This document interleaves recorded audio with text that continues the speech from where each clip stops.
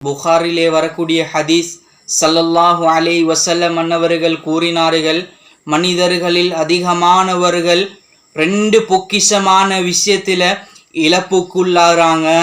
அது என்ன தெரியுமா? முதலாவது ஆரோக்கியம், ஆரோக்கியம் என்றாங்க. 2வது ஓய்வு. அனைத்து நல்ல உள்ளங்களுக்கும் அஸ்ஸலாமு அலைக்கும் வரஹ்மத்துல்லாஹி வபரகாத்துஹு.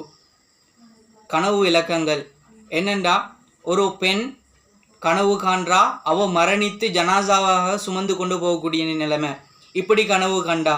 அதே போல ஒருவர் கனவு காண்றாரு, அவர் மரணித்து பூமிக்கு மேலால் எந்த ஒரு ஆடையும் இல்லாமல் இருப்பது போல, இப்படி கனவு கண்டா.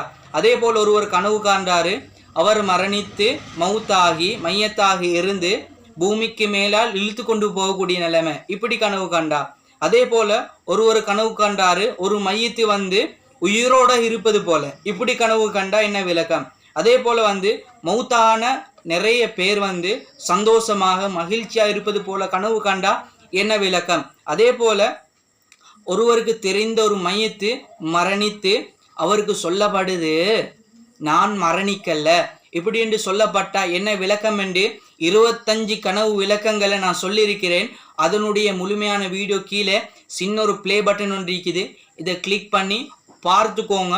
பிரயோசனமான விஷயம்.